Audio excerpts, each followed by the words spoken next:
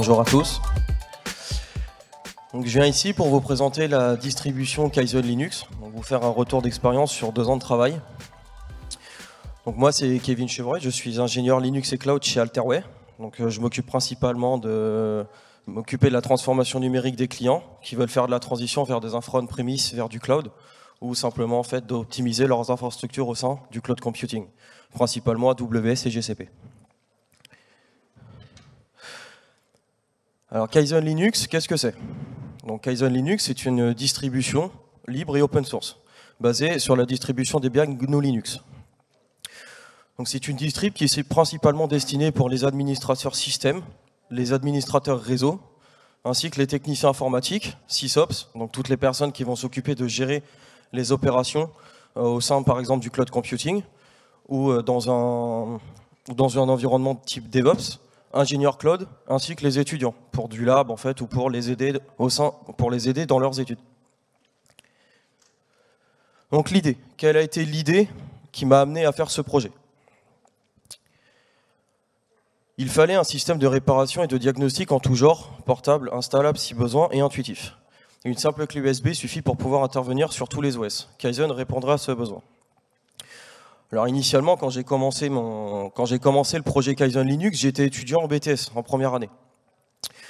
Donc j'étais technicien itinérant, donc je m'occupais d'aller chez des particuliers et entreprises pour faire toutes sortes de dépannages.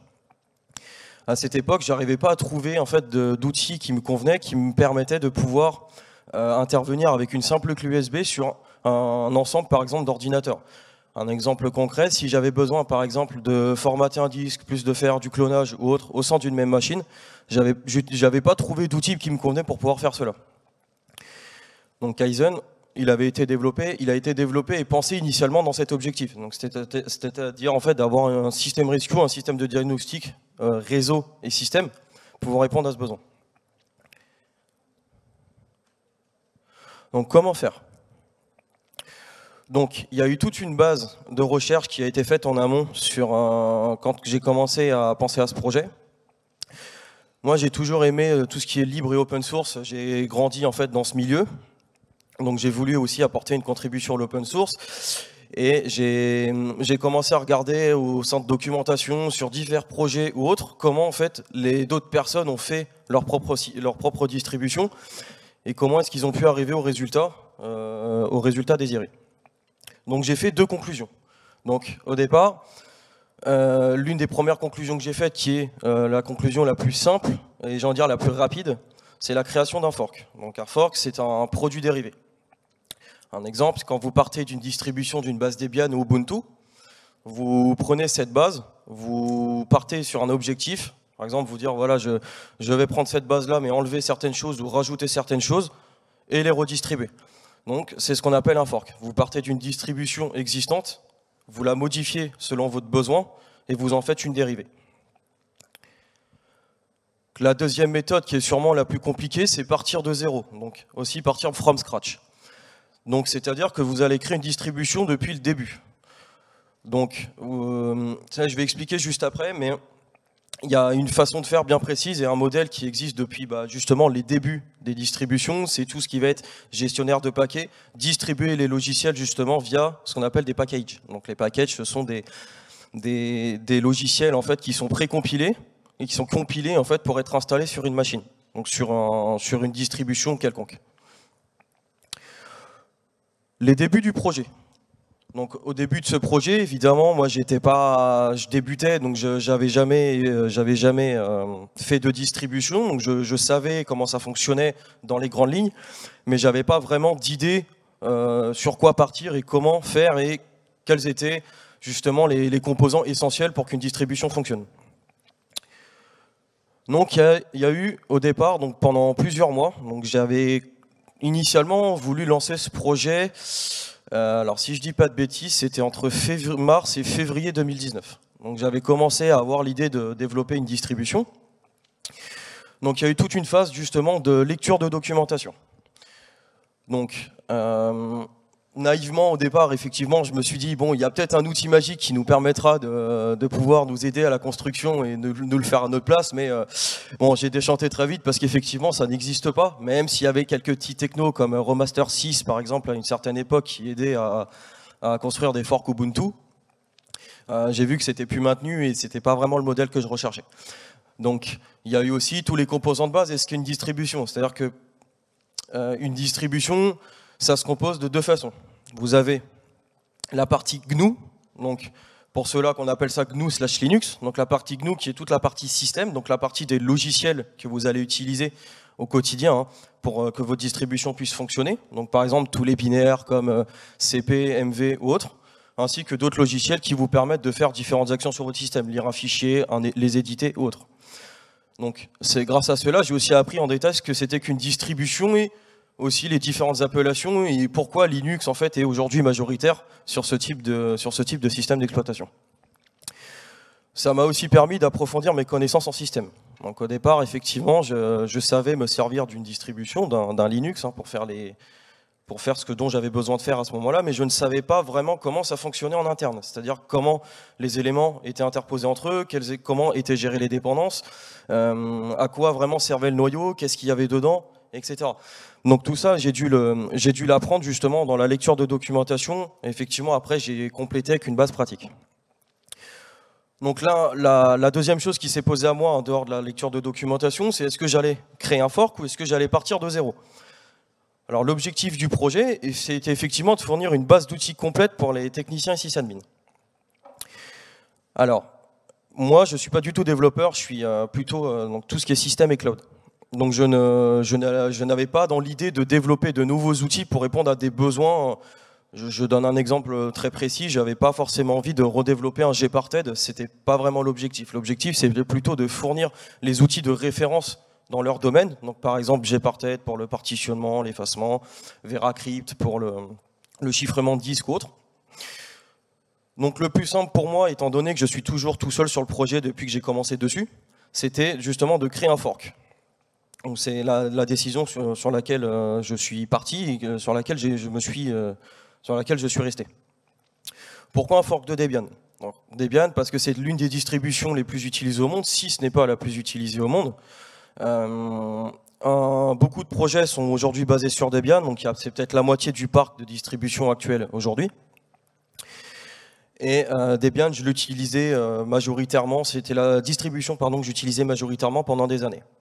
Donc au départ, j'avais choisi de me baser sur la branche stable, étant donné que je n'avais pas encore assez d'expérience et que c'était pour moi la base la plus simple, puisque je savais que forcément tout allait fonctionner tout de suite. Donc j'avais potentiellement pas trop de bugs, en fait, enfin, naïvement, hein, bien sûr, c'est ce que je pensais, mais j'aurais moins de bugs en fait, lors du développement de la distribution. Donc j'avais décidé de partir là-dessus. Alors construction et choix de départ.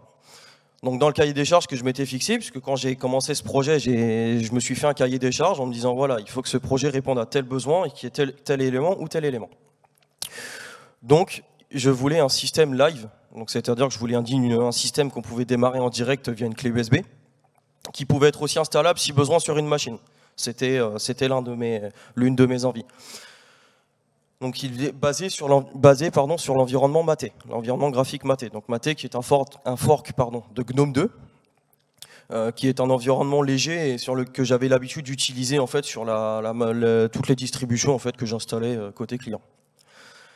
Alors effectivement, on va passer à la partie qui fâche. Donc c'est les principaux problèmes que j'ai rencontrés, donc qui m'ont amené aussi à redesigner dans le temps en fait le projet.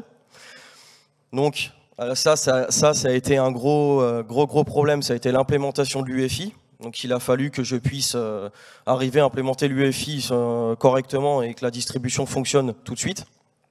Je vais y revenir juste après.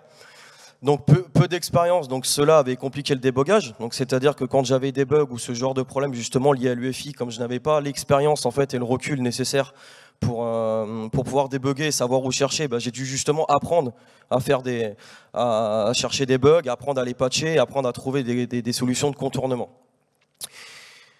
Et à un moment, je me suis aussi demandé comment j'allais faire évoluer ce projet. C'est-à-dire qu'au départ, j'avais développé Kaizen dans l'objectif aussi de m'amuser un petit peu. Donc c'était aussi un objectif d'apprentissage.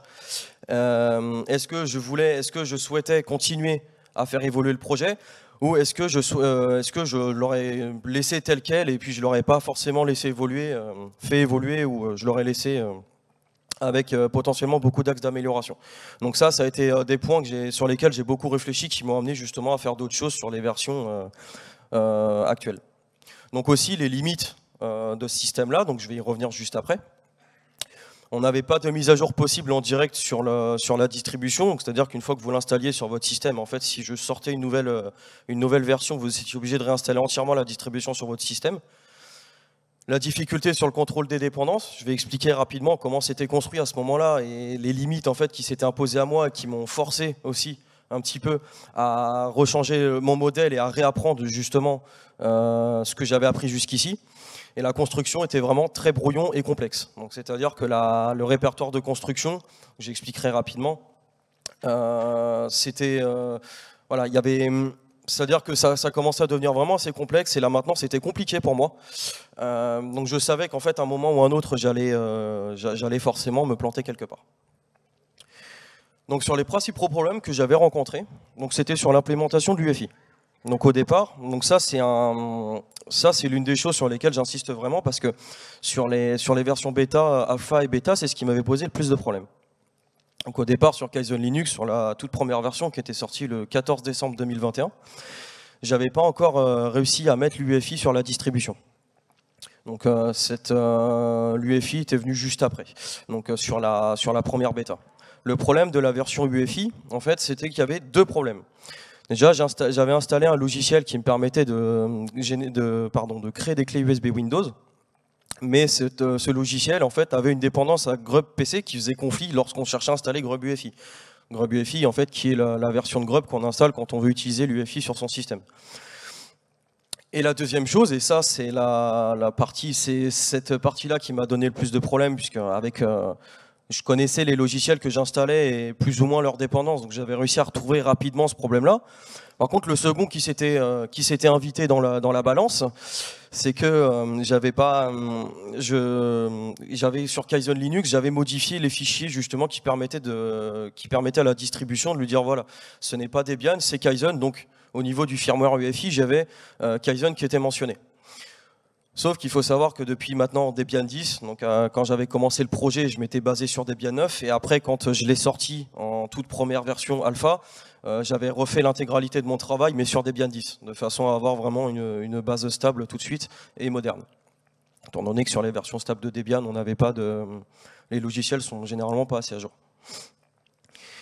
Et donc ce qui s'est passé, c'est que Debian, donc l'UEFI, en fait, on pouvait l'utiliser Secure Boot justement avec le module shim. Donc le problème qui s'est posé, c'est que l'UEFI fonctionne comme ça. Quand en fait on va signer justement notre UEFI, on va le signer justement pour un nom bien précis.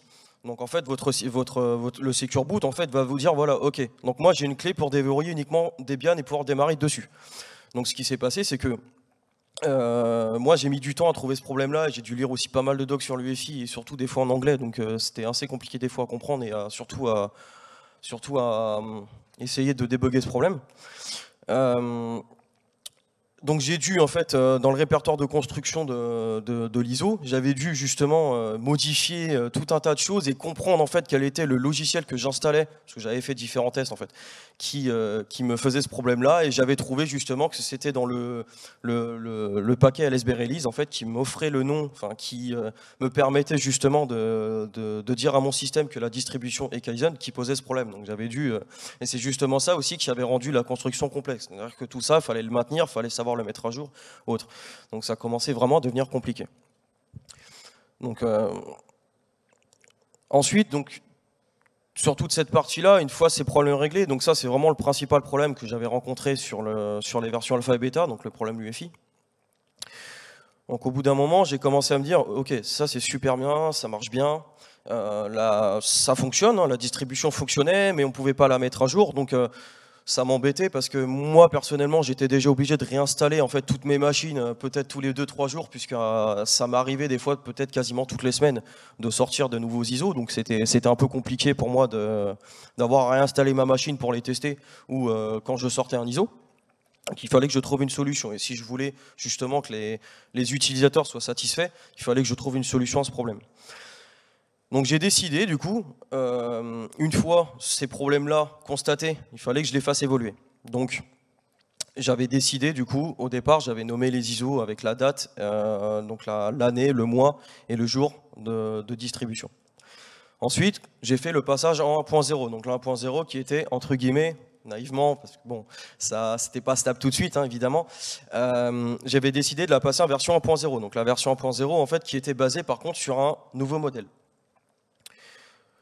Donc il y a eu au départ, donc sur les versions bêta, il n'y avait pas vraiment d'infrastructure derrière. Donc c'était vraiment, et ça a été une erreur de ma part. Il n'y a pas vraiment eu d'infrastructure, c'était plutôt un site web sur du VPS ou du serveur mutualisé. Donc je l'avais fait sur mutualisé au départ, puis après j'étais repassé sur un VPS parce que j'avais des limites en fait quand, sur les mises à jour des sites qui me permettaient pas justement de faire un mutualisé. Donc j'avais dû réinstaller tous les composants via un VPS. Donc j'avais pas vraiment d'hébergement sur la distribution, donc j'avais pas de miroir ISO réel, donc c'était un peu compliqué justement comment dire, à distribuer, donc j'avais trouvé des moyens détournés qui n'étaient pas optimales. Donc lors du passage à 1.0, il y a eu de grandes étapes en fait, qui ont été refaites sur le projet, donc il y a eu un changement sur les hébergements. Donc sur les hébergements, j'avais dû créer un dépôt APT. Donc APT, c'est le gestionnaire de package de Debian. Grâce à un dépôt APT, vous avez plusieurs solutions. Vous avez plusieurs choses qui s'offrent à vous. Vous pouvez déjà mettre à jour votre système depuis votre dépôt. Donc ça vous permet déjà de pouvoir installer les logiciels et les mettre à jour sans avoir à installer votre distribution. Donc ça, c'est quelque chose que j'ai mis du temps à mettre en place parce qu'il a fallu qu'il y ait beaucoup de documentation, que je lise, que je fasse aussi beaucoup de tests par rapport aux problèmes que j'ai rencontrés en bêta. Donc au final, bien que j'ai eu des problèmes sur la bêta et que le développement justement des versions bêta était, j'ai envie de dire, bancal et que c'était un modèle qui n'était pas adapté, grâce aux problèmes que j'avais eu, j'avais pu justement dans la construction du dépôt APT enlever justement ces modules signés sur le noyau Linux afin de pouvoir éviter justement de retrouver le bug que j'avais en bêta. Donc j'avais aussi des hébergements sur machine virtuelle. Donc comme Kaizen commençait à être un petit peu connu, des personnes se sont intéressées au projet et m'ont proposé justement de me fournir des hébergements sur des machines sur lesquelles j'avais le contrôle intégral. Ça c'était évident, je ne souhaitais pas en fait que quelqu'un distribue des malwares au travers des hébergements. Donc grâce à ça, j'ai pu monter le dépôt, mettre à jour le site et pouvoir en fait moderniser un petit peu justement le fonctionnement de la distribution. J'ai aussi mis en place des miroirs ISO. Donc au départ, j'avais des miroirs ISO, mais ces miroirs ISO n'étaient pas assez rapides, donc ils étaient assez lents. J'étais peut-être à du 2 mégasecondes avec de la fibre, à la fibre 1 giga, donc c'était assez problématique quand les ISO, parce que les ISO étaient à peu près à 3 gigas, 5, 4 gigas.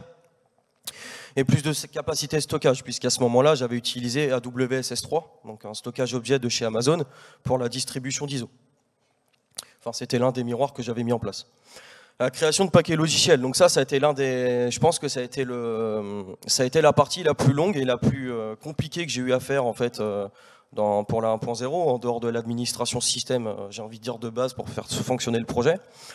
L'objectif de la 1.0, donc c'était de pouvoir permettre aux utilisateurs de mettre à jour leur distribution via APT, donc de pouvoir en fait installer autant de logiciels qu'ils le souhaitent et mettre à jour leur distribution sans avoir réinstallé. Et ça m'a aussi permis de faire des ajouts de logiciels qui ne sont pas forcément fournis par défaut par Debian. Donc sur les versions bêta, ce que j'avais fait au départ, c'est que j'avais mis les logiciels en fait directement dans l'ISO, mais malheureusement c'était pas un bon système, étant donné qu'on peut pas en fait mettre à jour le système, mettre à jour ce binaire à part si l'utilisateur le fait à la main. Et c'est pas vraiment la méthode en fait officielle pour la distribution, puisqu'il n'y a pas les sources, donc il y a aussi un problème en fait de se dire est-ce que le logiciel qui est compilé, qui fait son boulot, mais est-ce que le développeur ne l'a pas compilé en mettant par exemple un malware, une porte dérobée derrière. Donc ça c'est vraiment quelque chose d'important et auquel j'ai tenté de remédier en fait jusqu'à maintenant lors du passage en 1.0.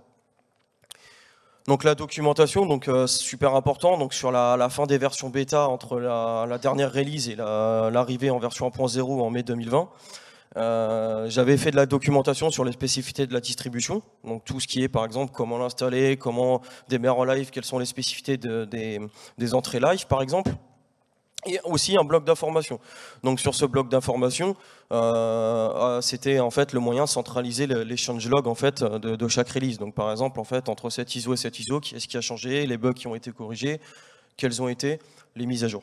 Enfin les mises à jour en fait de logiciels, par exemple Linux mise à jour ou autre. Donc après la 1.0. Donc après la 1.0, donc là aujourd'hui on est sur la version 2.0 RC4.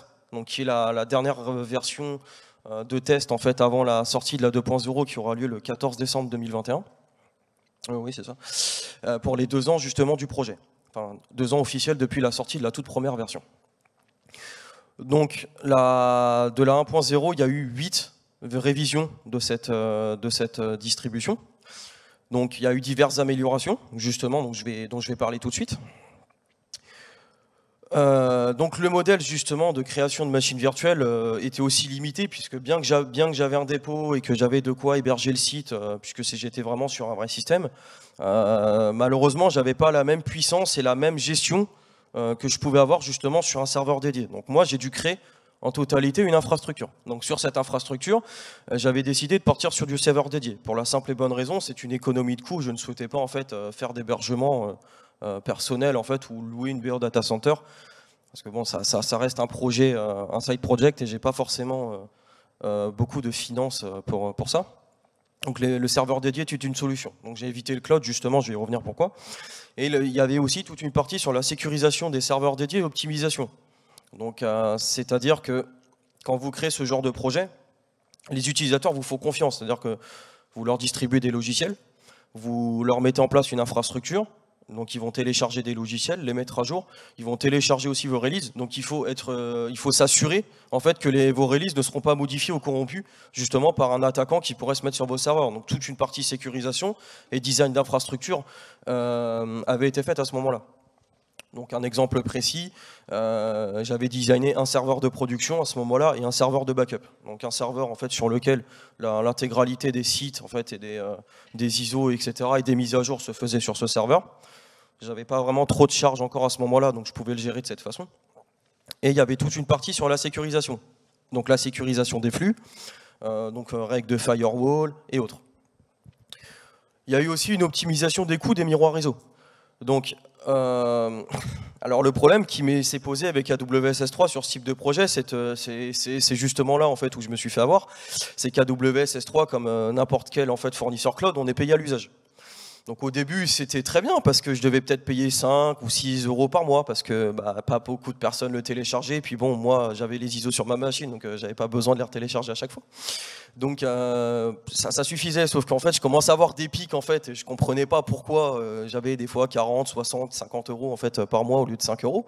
J'ai commencé à me dire bon ok je comprends le concept, mais qu'est-ce qui se passe? Et en fait j'avais vu que j'avais de plus en plus de téléchargements et de personnes en fait qui téléchargeaient les ISO.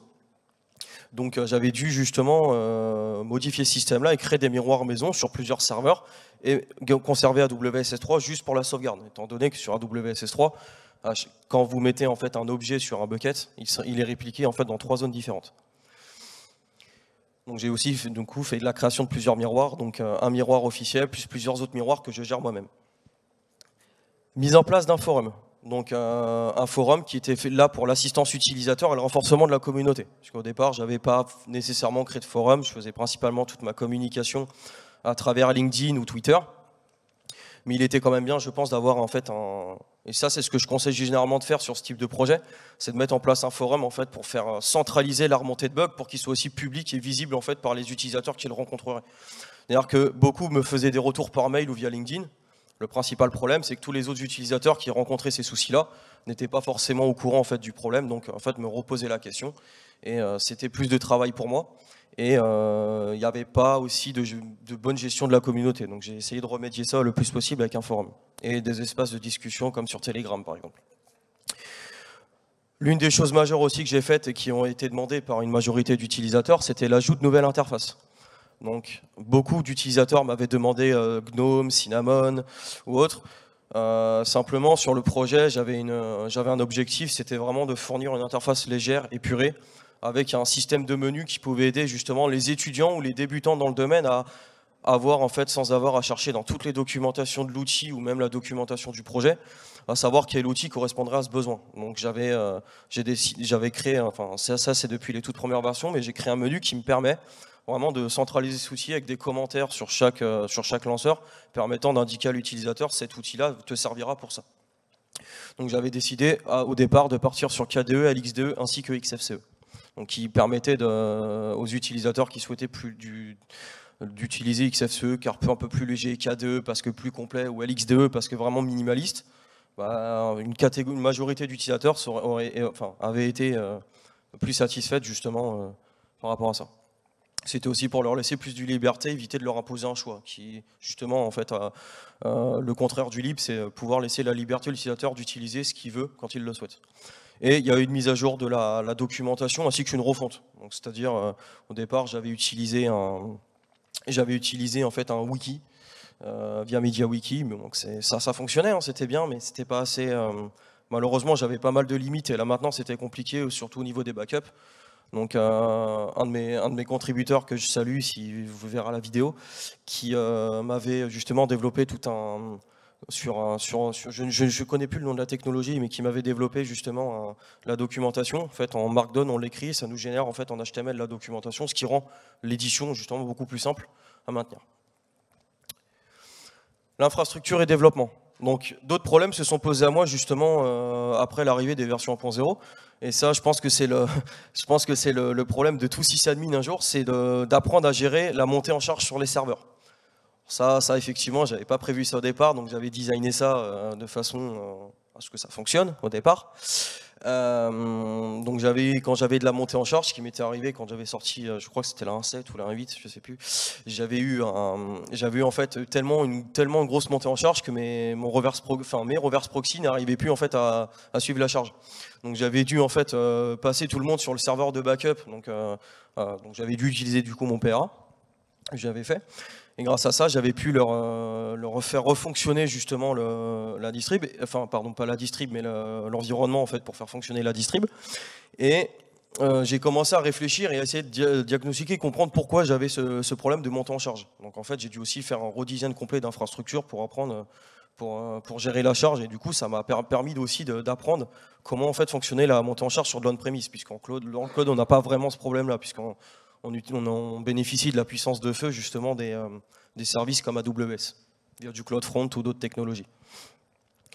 Donc effectivement, il fallait aussi gérer la sécurité ainsi que la haute disponibilité de l'infrastructure. C'est-à-dire que si moi demain, par exemple, je suis pas là, je suis en vacances, ça m'arrive jamais, mais bon, au cas où, si quelque chose tombe, il faut que les utilisateurs qui utilisent le projet puissent justement continuer de utiliser l'infrastructure. Donc j'ai dû mettre en place un PRA avec en fait des systèmes automatisés qui me permettent en fait de changer en fait de serveur en fait quand l'un des serveurs tombe ou l'un des services tombe. Faire évoluer la distribution tout en la gardant stable. Donc je devais aussi pouvoir faire évoluer la distribution, lui apporter de nouveaux éléments, des mises à jour, de nouveaux outils, tout en la gardant stable et utilisable sans s'éloigner du besoin initial sur lequel j'avais développé le projet. Donc pour ça, l'une des nouveautés principales que j'ai faites en fait sur ces versions, sont été l'intégration des outils issus de la mouvance DevOps, donc des outils reconnus par la CNCF, donc la Cloud Native Computing Foundation. L'idée, c'était aussi de pouvoir faire plaisir en fait à toutes les personnes comme moi qui travaillent aussi dans le cloud en leur fournissant des outils nativement. Par exemple, du Kubernetes ou du Helm qui ne sont pas fournis nativement sur Debian. Donc moi, j'ai dû justement, j'avais gagné un peu d'expérience, donc j'avais appris correctement à faire des paquets, gérer des mises à jour, faire des tests avant les mises en production. Donc grâce à ça et avec l'expérience aussi que j'ai acquérie professionnellement et sur ce projet, j'ai pu faire l'intégration d'outils, donc par exemple de l'Ansible, c'est déjà fourni par Debian, mais tout ce qui est Ansible, du Terraform que je m'occupe aussi moi-même de maintenir, Helm, Kubernetes, donc j'ai juste en fait installé par défaut les binaires clients sur Kaizen. Parce qu'au départ sur Kaizen il n'y avait pas en fait ça je m'en suis rendu compte malheureusement trop tard. Mais il n'y avait pas d'outils en fait, qui permettaient aux personnes qui travaillent dans le cloud de pouvoir répondre à leurs besoins. C'est-à-dire que toutes les personnes qui faisaient de l'on-premise avec tous les outils comme du Ansible, du Puppet, avaient ces outils-là préintégrés. Les ingénieurs réseau avaient des outils de backup, monitoring, benchmarking de réseau, et les techniciens avaient de quoi travailler avec les outils. Mais par contre, toutes les personnes travaillant dans le cloud en fait, ou sur des infrastructures hybrides n'avaient pas en fait, des outils pour répondre à leurs besoins. Moi, je ne suis pas vraiment dans le cloud depuis très longtemps. Donc quand je suis arrivé dans le cloud, j'ai fait une grosse veille technologie sur les outils, je les ai testés pour regarder un peu à quoi ils servaient, dans quel contexte ils pouvaient être utilisés, savoir aussi, bon, parce que installer un outil pour installer un outil, c'est très bien, mais c'est pas forcément, il n'y a pas vraiment forcément de valeur ajoutée pour les utilisateurs. Donc après de nombreux tests justement et pas mal d'heures de packaging et de tests avant le déploiement en production, j'avais décidé justement là depuis maintenant la 1.8 et là sur la 2.0 ça va vraiment être visible, d'avoir un ensemble d'outils complets dans une catégorie bien précise d'outils que les utilisateurs peuvent installer. Alors, juste avant de passer sur cette slide et ce développement, cette partie-là, donc j'avais aussi décidé justement sur la version 1.0 de développer un net installer. Donc un net installer, c'est un installateur par le réseau, network installer. Donc le net installer permettait aussi aux utilisateurs de pouvoir, parce que l'un des principaux problèmes qu'il y avait sur Kaizen Linux, c'est que tous les ISO qui étaient distribués en fait, aux utilisateurs étaient complets. Donc l'utilisateur, quand il installait la distribution, il avait tous les outils, même s'il n'en avait pas besoin. C'était fourni par défaut.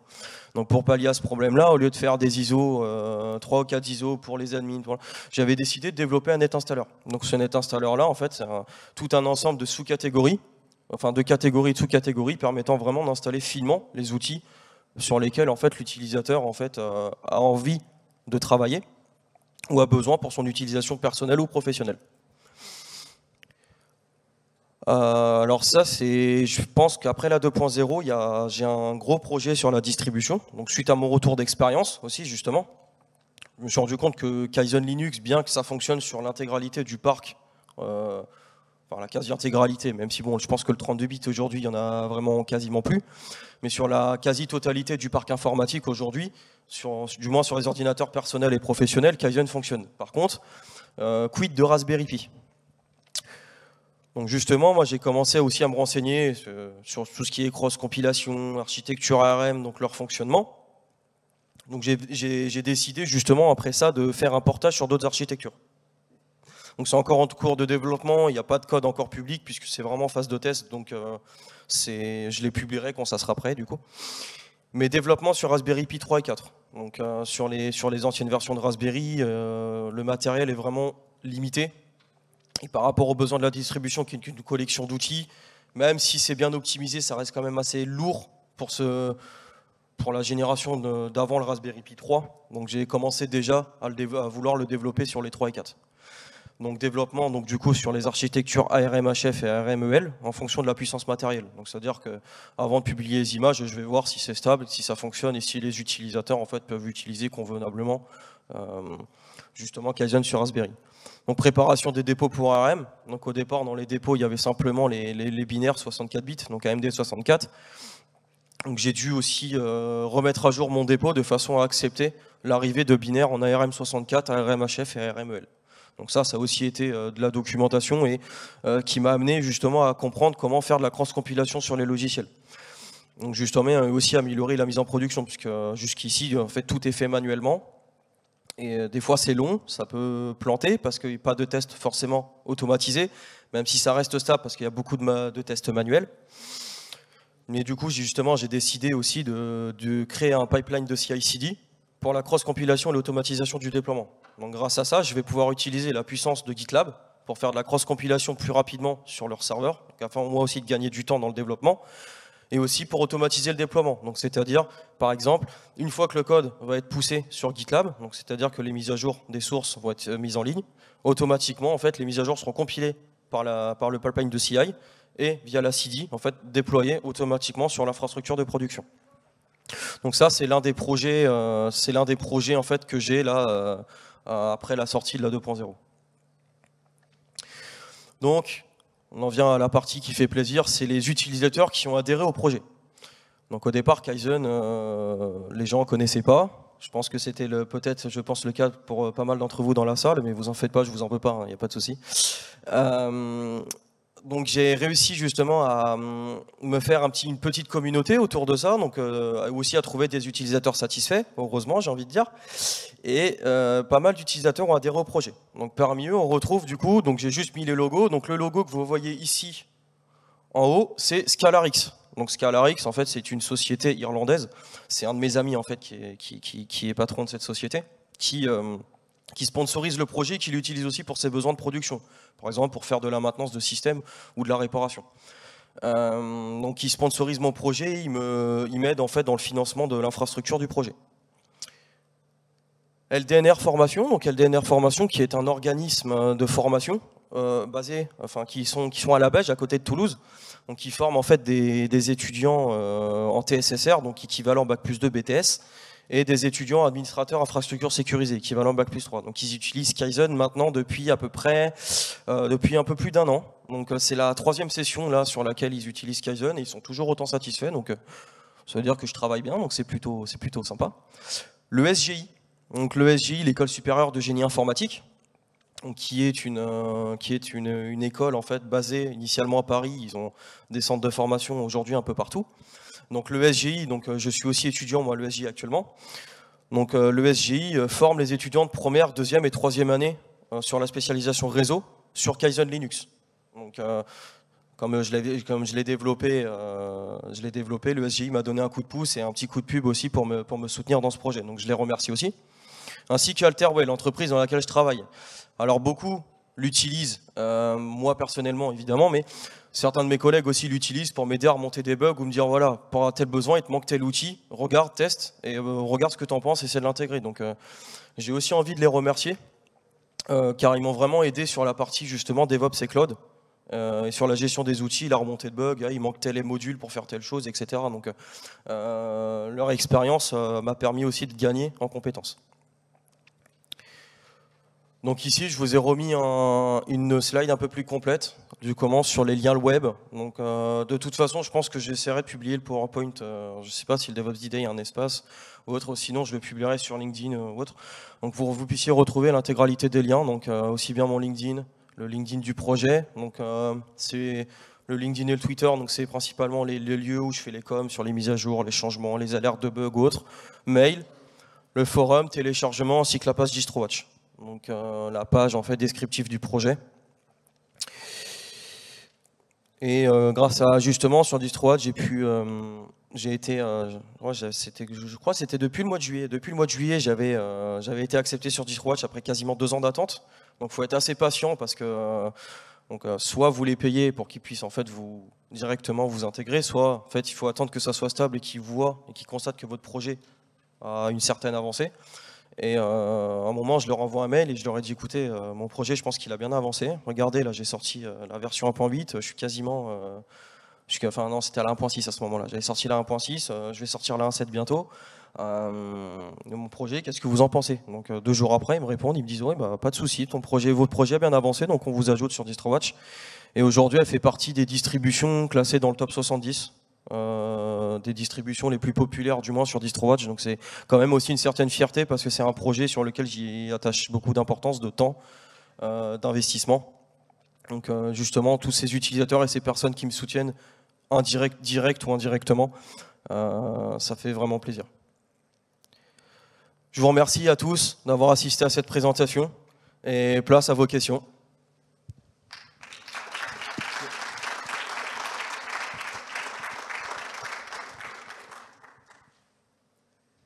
N'hésitez pas, hein. Je vais pas vous manger. Oui. Bonjour, merci. C'est un très beau retour d'expérience. Et du coup, je voulais savoir, c'est toujours compliqué d'être mainteneur d'un projet, de créer une communauté. C'était quoi la partie la plus difficile, selon vous? C'était quoi le plus gros challenge, du coup? Déjà, le plus beau challenge, je pense, c'est d'avoir continué, depuis le début du projet jusqu'à maintenant, à continuer de développer la distribution, avoir réussi à la faire évoluer dans le bon sens, et surtout d'avoir gagné la confiance d'utilisateurs, d'écoles, d'entreprises qui adhèrent au projet, qui me soutiennent. Je pense que ma plus grande fierté est là. Après, tout le développement de la communauté et le maintien de la communauté, ça se fait avec le temps. Ouais.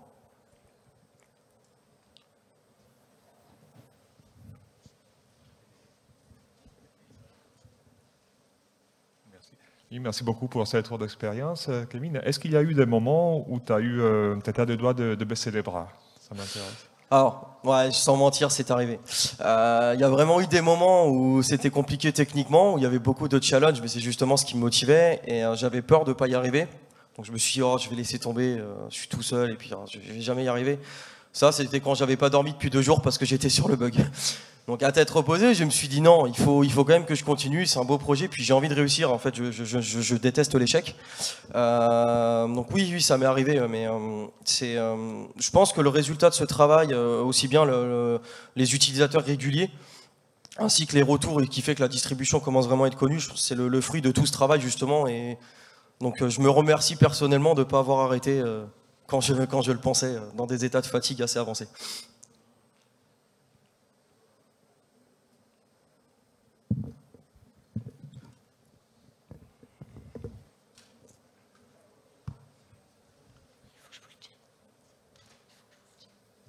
Oui, bonjour Kevin.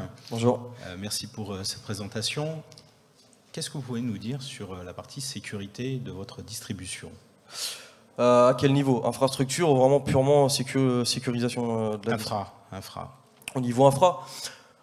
Alors au niveau infrastructure, j'essaye justement de limiter en majorité les flux qui arrivent en fait sur la production. Donc l'infrastructure se compose d'un LAN privé qui est exposé en fait sur un revers, qui est exposé sur Internet grâce à un reverse proxy, donc c'est la seule machine exposée. Tout passe derrière un firewall. Donc ce firewall-là, tous les flux, hormis les flux en fait HTTP, HTTPS, sont bloqués. Donc c'est-à-dire que quand vous arrivez sur l'infrastructure, même les pings sont pas autorisés. Alors, ce qui est une erreur de ma part, mais c'est juste que j'ai pas eu le temps encore de faire la règle de firewalling, surtout que j'ai oublié. Mais tout ce qui est autre que HTTP, HTTPS n'est pas accepté en fait sur les serveurs au niveau du trafic. L'infrastructure est assez sommaire en soi dans son fonctionnement, c'est-à-dire que c'est des technos tout à fait basiques. Il n'y a pas vraiment de technologie avancée. Simplement, j'attache beaucoup d'importance à la sécurité, justement pour mes utilisateurs, afin que voilà, quand ils téléchargent quelque chose, ils aient confiance et qu'ils sachent que voilà, ils n'ont pas de risque en fait de piratage, ce qui pourrait justement entacher la réputation du projet ou sa survie. Justement. Je ne sais pas si ça a bien répondu à votre question. Parfait.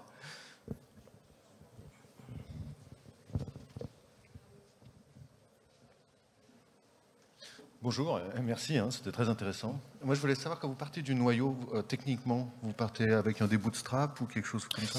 Alors oui, oui, en fait, au départ, c'est ce que je faisais, c'est-à-dire sur les versions bêta, je recompilais, c'est-à-dire que les kernels de Debian sur la branche 10, c'était en 4.19 si je dis pas de bêtises, donc c'était assez vieux. Moi, j'avais besoin justement de toutes les nouvelles fonctionnalités qui sont arrivées depuis la 5.0, j'avais besoin de les intégrer, donc je les compilais from scratch depuis le noyau en faisant mes propres configurations. Maintenant, c'est un peu différent sur les versions stables. Je pars des releases de Debian puisqu'ils ont leur propre page des fois qui fonctionnent avec les logiciels qu'ils packagent.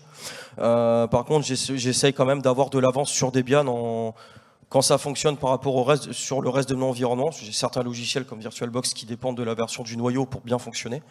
Il y a toute une phase de test en fait et de mise à jour et de test de configuration avant le passage. Mais généralement c'est quasiment from scratch. Ouais. Je ne sais pas si ça a bien répondu. Parfait. Merci à tous.